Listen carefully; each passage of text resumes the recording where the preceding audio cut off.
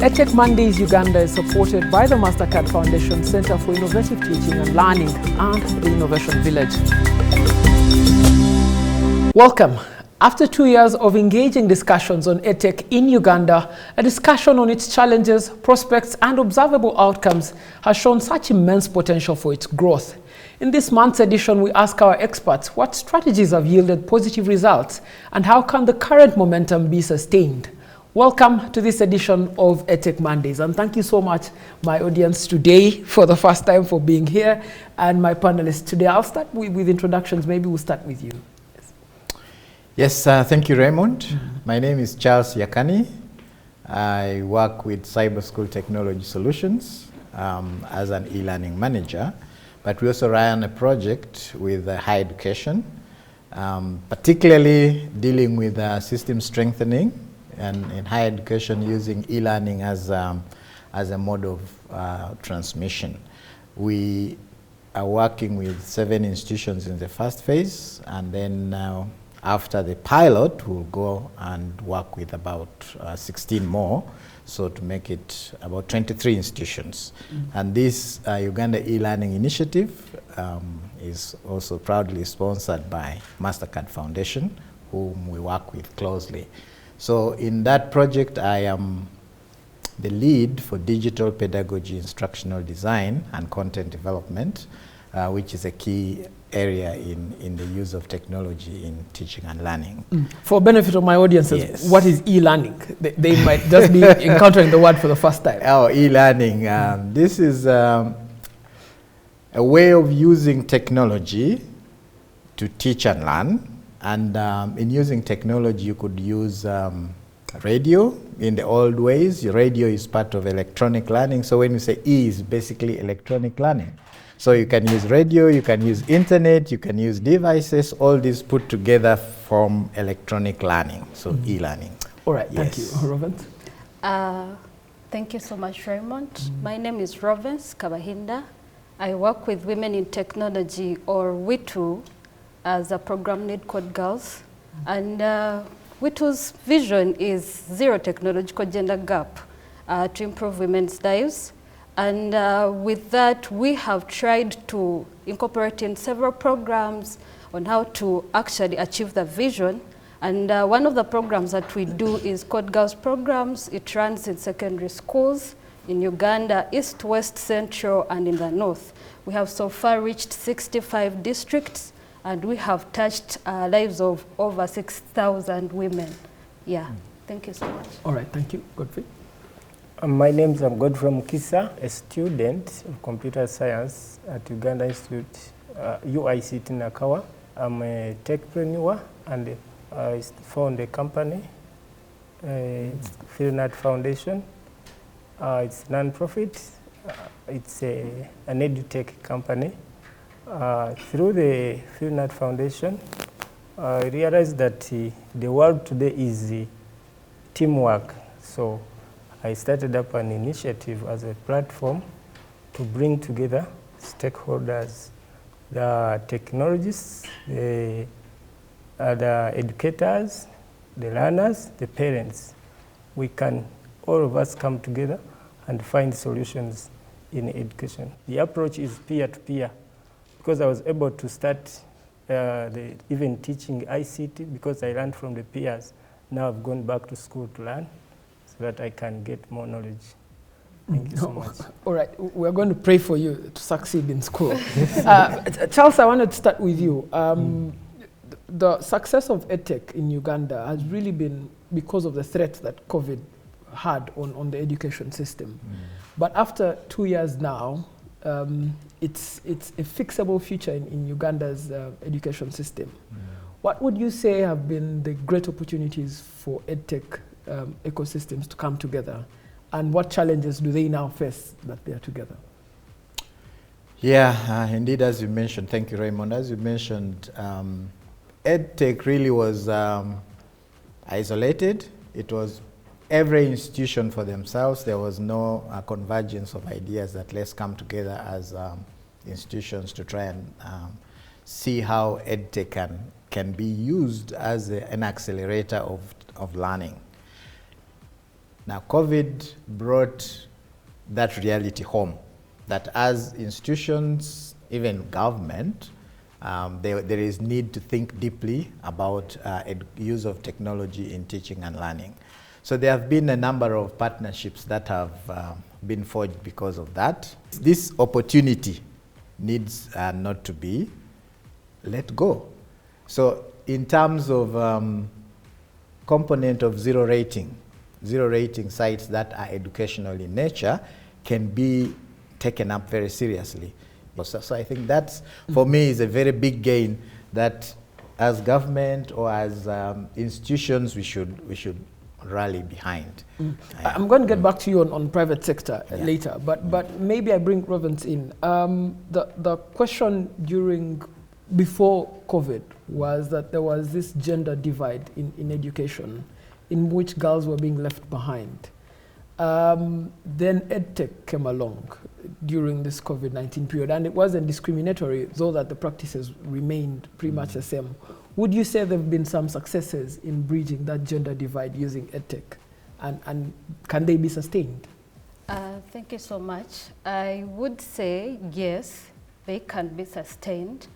For example, for women in tech, if we talk about maybe the EdTech bit of it, we have seen girls who have come through the business courses that we offer, and from that they have gained the basic computing skills, and they have picked up interest to actually take on, say, a diploma in computer science, or actually enroll for maybe a chatbot training development session at Women in Technology Uganda, or they even go ahead and pick interest to go and teach their fellow women how to actually use the computer themselves. So I can say it is going to be a success, and I'm sure the future of Uganda in EdTech is bright. Yeah. Is it too early to tell if that's a success story of EdTech, particularly for girls, or we might have to wait a little bit longer? We might wait a little bit longer because we haven't really realized the numbers that we want. Much as we are striving for the zero technological gender gap, there is still that percentage that is not yet there. So the more the stories about women thriving in tech, the more young girls come in and embrace technology and take up the tech courses. So at a later time, we shall see more numbers in the tech world. Yeah.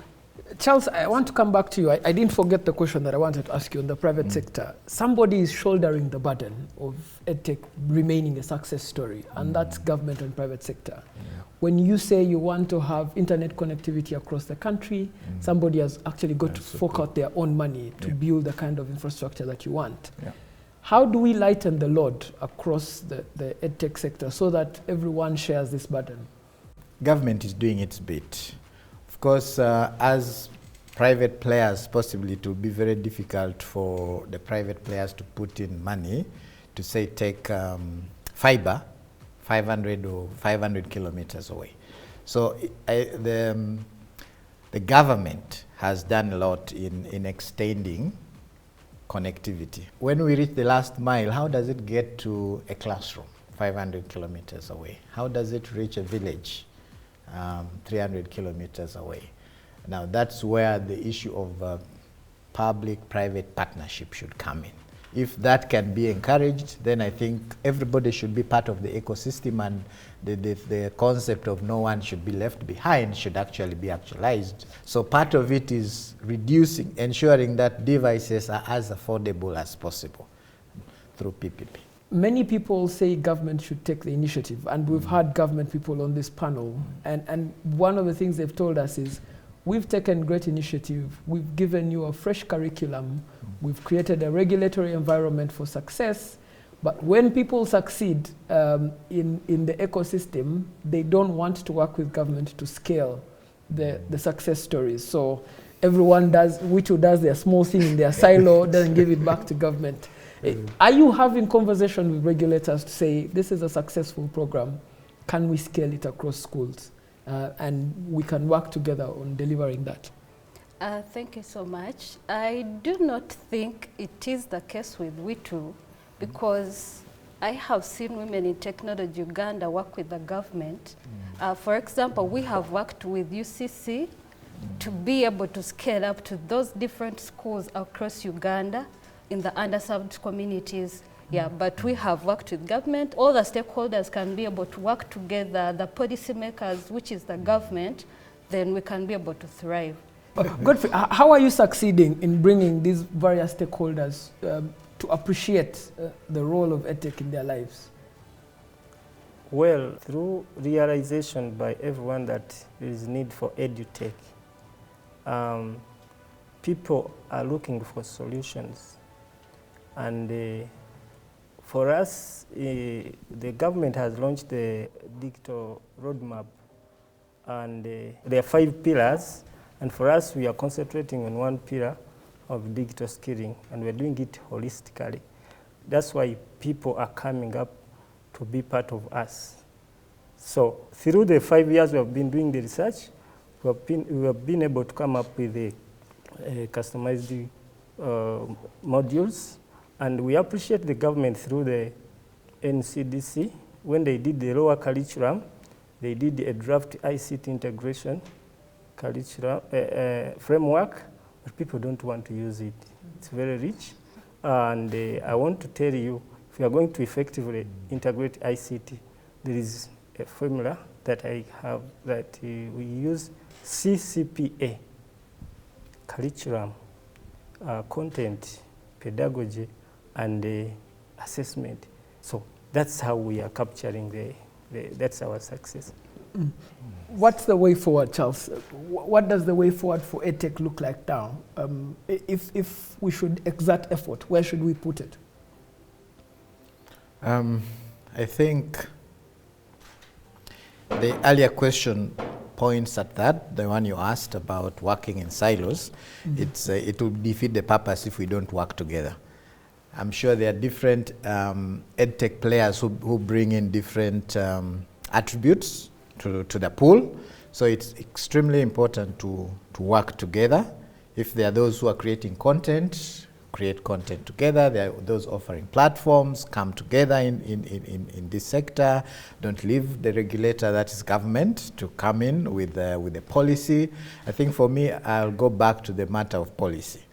If there is a regulatory framework, the policy will spell out how EdTech needs to look like 5 years from now, 10 years from now. So once that is in place, then all the players in the field, all of us then fall in line, because the regulatory framework is there, the how is clearly spelled out. So my colleague mentioned the digital roadmap 2023, I think up to 2027, which was launched last week. That's a good step. That's the first step in the right direction that government has taken.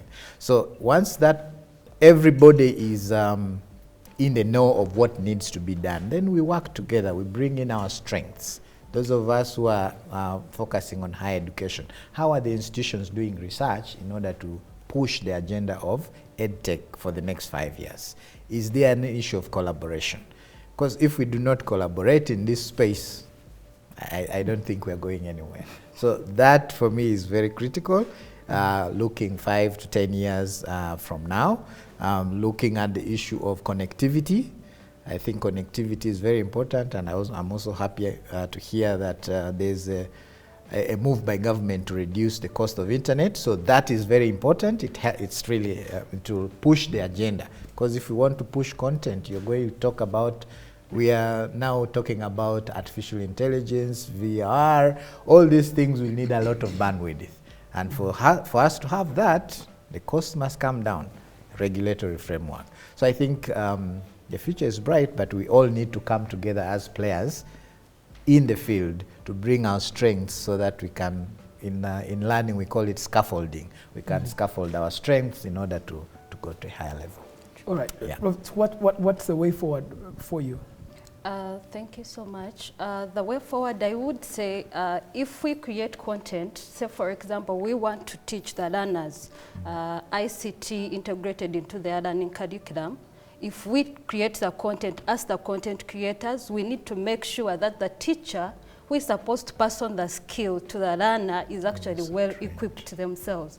So what we do for we make sure we have a training of trainers before we pass on the content to the school for them to train their learners. So each one of us must be able to make sure that that teacher is well equipped. And then when you look at the learners, the parents also need to, put in fuel when it comes to their child to be able to learn. If, for example, the program is running in a school and they're supposed to take it up in a holiday, if you keep the child at home as a parent, then it will not make sense for this school imparting, wanting to integrate the ICT into the curriculum. Your child will stay behind and the rest will move on. And then, of course, the government, we need to work together with them, incentivize some of the things and subsidize the prices. I am grateful to NITA for subsidizing the internet at least. Yeah. But maybe just to push back a little bit, I hear government people on this platform a couple of occasions ask the question, how come in these village communities you have young people who are able to sports bet on games? They're able to research the odds, they're able to research which team is playing when, and they're not able to use the same digital literacy skills and apply them to education. What is it that's failing in that regard? If we go to villages that most of us come from, you would find that some of the children are not really inspired to go and learn a certain thing. All they know is sports betting because they have seen it in town being done and they feel like people are making money from it. So that's all they know. But they do not know that this smartphone they are holding, they can be able to learn from it, maybe via WhatsApp, like you were saying. They can be able to go to YouTube and get materials and learn from there. They do not know that there are e-learning management systems online from which they can get content and learn on their own without having to appear in class. Yeah. So most of us, I think it is mindset change, lack of inspiration, and yeah, just wanting to live in your own world.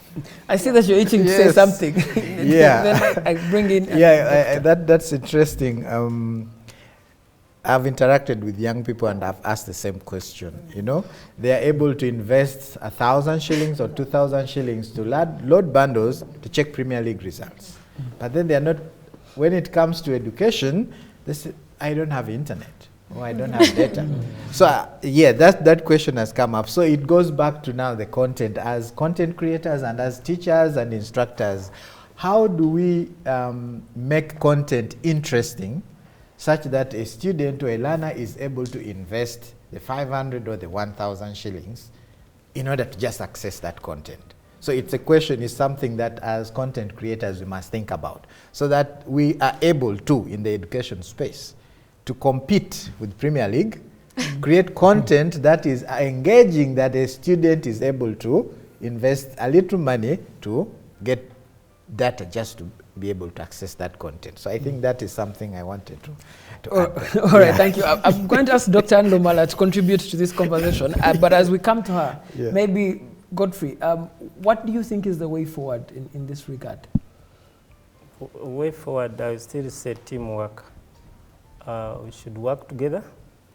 Number two is we should come up with a curriculum for acquiring the skills to use to integrate ICT. We should really be able to tell, is it working? Have we trained people to use it? If someone is not able to maneuver and just say, it failed, but let me be a part of them. What if the failing is because you didn't train that person? So we really need this conversation to go on and on. Now, even if when you are delivering this content, cater for everyone.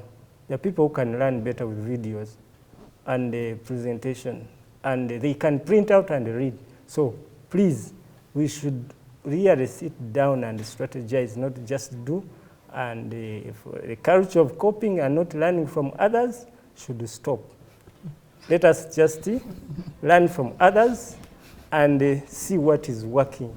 So That's what I have. All right. Thank you so much, Godfrey. Dr. Anne, you've sat there and listened to us. First of all, do we make sense in what we've been saying? You're the quintessential expert in this regard. But also, what would you suggest as a way forward for EdTech in terms of adoption through institutions and government? Thank you.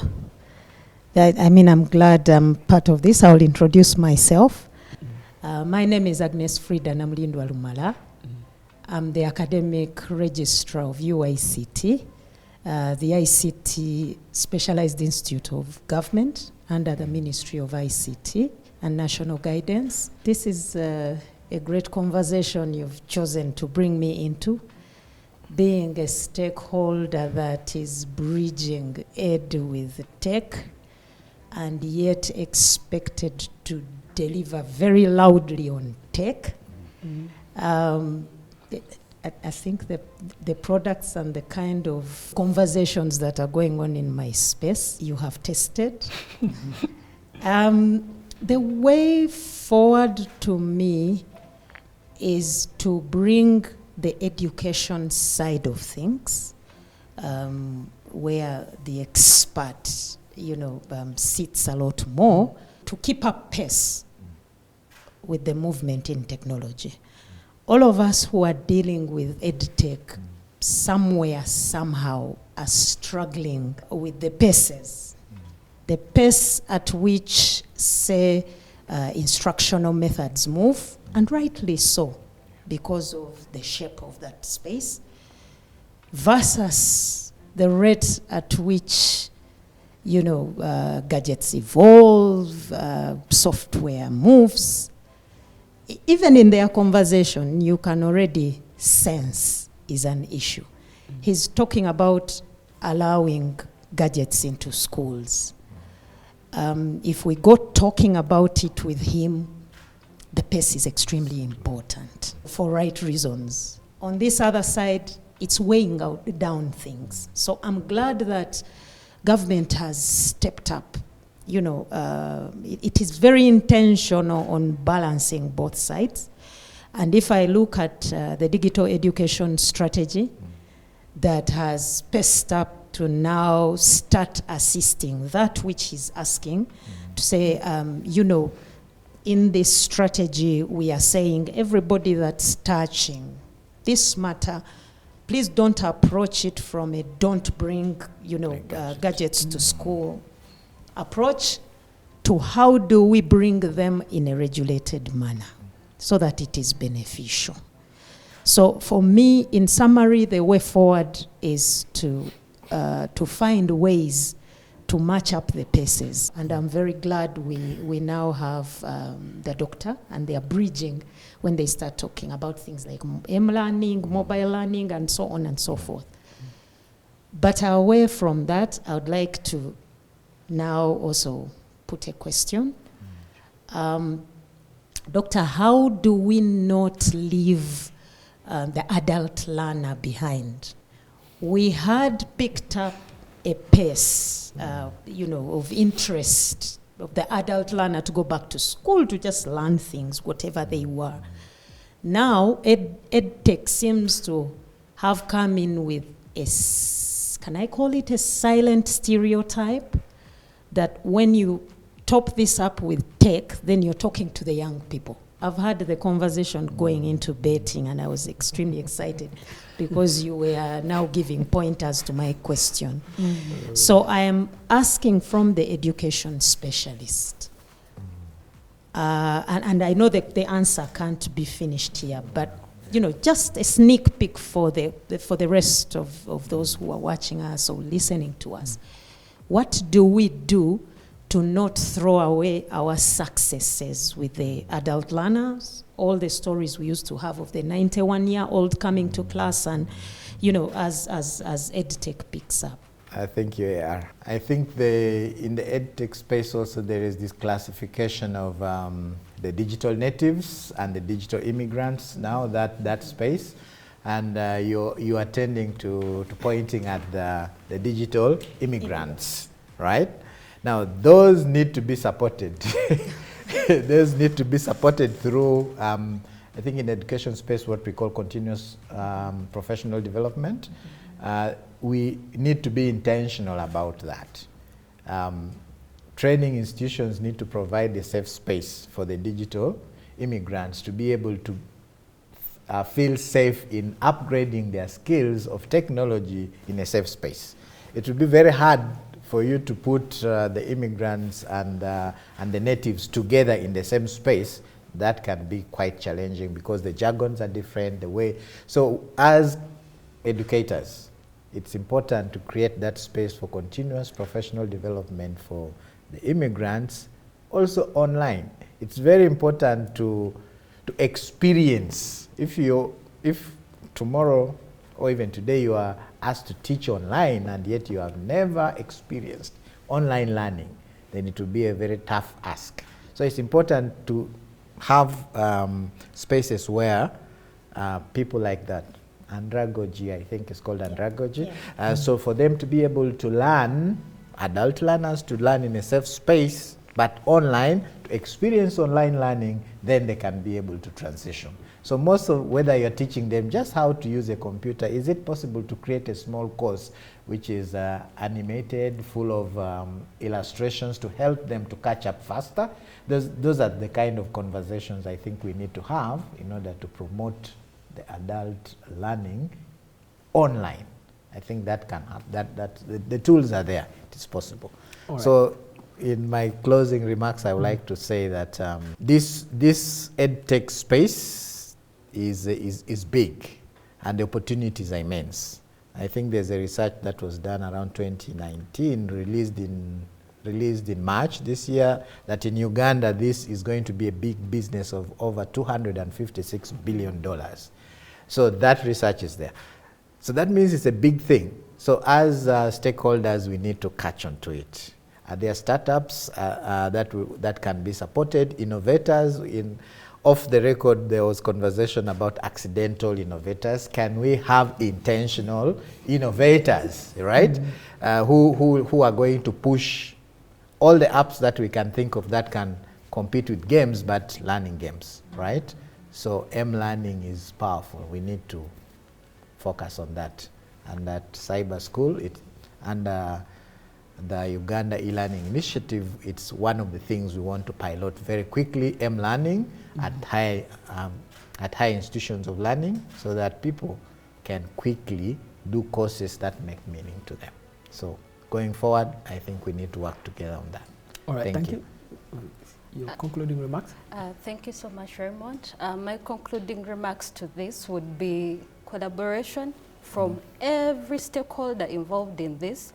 If it comes to the teachers, let's be cooperative. If you are given content or if ICT is introduced in the school, then we need to embrace it. We need to take it up positively as teachers and be willing to learn and adjust so that we are able to impart the skills onto the young girls or onto the male that are in the school. And even when it comes to teachers, the parents, I mean, we should be able to fuel up the child and be able to make sure the child is intentionally attending the classes that are meant for them, even though it is during holidays.